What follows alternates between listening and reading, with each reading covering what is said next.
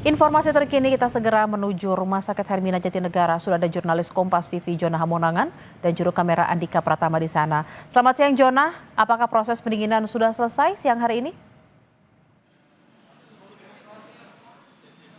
Ya Bella, proses pendinginan sudah selesai kurang lebih sekitar pukul 8 pagi. Jadi sekarang operasional sudah kembali normal. Jadi untuk kejadian itu diawali sekitar pukul 4:45 pagi di ruang farmasi, khususnya di panel listrik. Diduga ada korsleting atau ada gangguan hingga menyebabkan adanya percikan atau kebakaran. Nah, setelah kejadian sekitar kurang lebih antara 10 sampai 15 menit akhirnya dari pihak rumah sakit menghubungi pihak dari Damkar dan Damkar pun karena lokasinya juga cukup dekat kurang lebih sekitar 10 menit sudah sampai. Jadi kurang lebih sekitar pukul 5 pagi dari pihak Damkar sudah mendatang ke rumah sakit dan langsung melakukan pemadaman.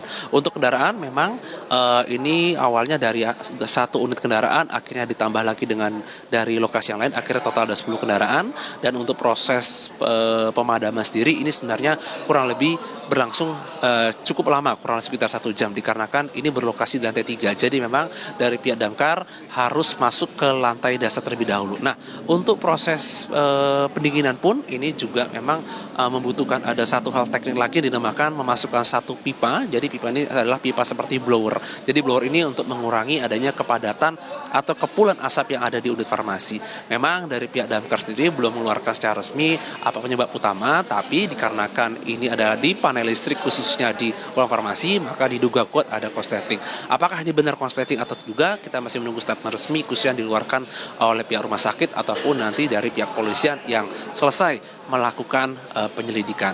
Untuk proses pendinginan khususnya dilakukan oleh pihak rumah sakit ini bekerja sama juga dengan pihak lain, ada juga dari BPBD untuk memastikan tidak ada reruntuhan ataupun nanti ada partikel-partikel lain. Yang pasti saat ini sudah beroperasi dengan normal dan tadi saya pun sudah masuk ke dalam untuk melihat aktivitas berjalan seperti biasa. Jadi meskipun lokasi kebakaran ini ada di lantai 3 atau mungkin satu lantai di atas kita sekarang ini, prosesnya dan saat ini masih proses sudah berjalan normal dan tidak ada kendala sedikit pun. Yang ingin kita pastikan adalah bagaimana untuk proses di farmasi seperti pengambilan obat atau mungkin penukaran resep apakah sudah kembali berjalan normal. Ini kita masih menunggu jawaban khusus dari pihak rumah sakit. Rencananya kurang lebih sekitar 1 jam lagi akan digelar konferensi pers untuk memberitahukan kepada kami para awak media terkait dengan apa penyebab terjadi kebakaran dan juga untuk memastikan apakah pelayanan khususnya untuk pelayanan kefarmasian sudah berjalan normal atau tidak.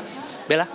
Jona, lalu bagaimana dengan pasien-pasien terutama yang memang harus membutuhkan pelayanan-pelayanan intensif? Seperti apa pelayanan rumah sakit saat ini? Ya Bella, tadi ketika terjadi kebakaran kami sendiri sudah datang kurang lebih sekitar pukul 6 dan kami melihat adanya proses evakuasi khususnya pasien yang ada di rumah sakit. Kami melihat evakuasi tadi ada yang menggunakan bed, ada juga yang menggunakan kursi roda. Mereka tadi sempat diungsikan, ada yang di dekat parkiran, ada juga di dekat gedung administrasi. Mengingat Rumah Sakit Hermina ini terbagi di gedung baru dan gedung lama. Nah, kurang lebih sekitar 1,5 jam tadi pasien sendiri sudah dimasukkan kembali ke rumah sakit.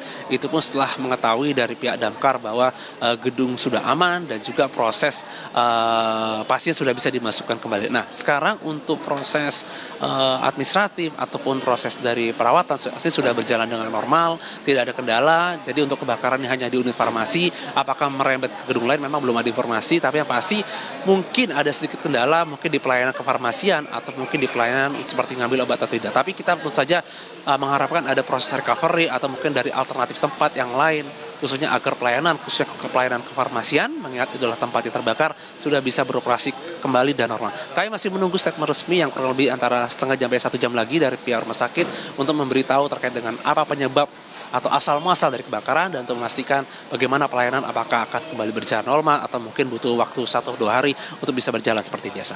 Bella? Baik, kita juga akan menantikan apa penyebab dari kebakaran di Rumah Sakit Hermina Jatinegara. Terima kasih atas laporan Anda, jurnalis Kompas TV Jona Hamonangan dan Andika Pratama langsung dari Rumah Sakit Hermina Jatinegara, Jakarta. Selamat bertugas kembali.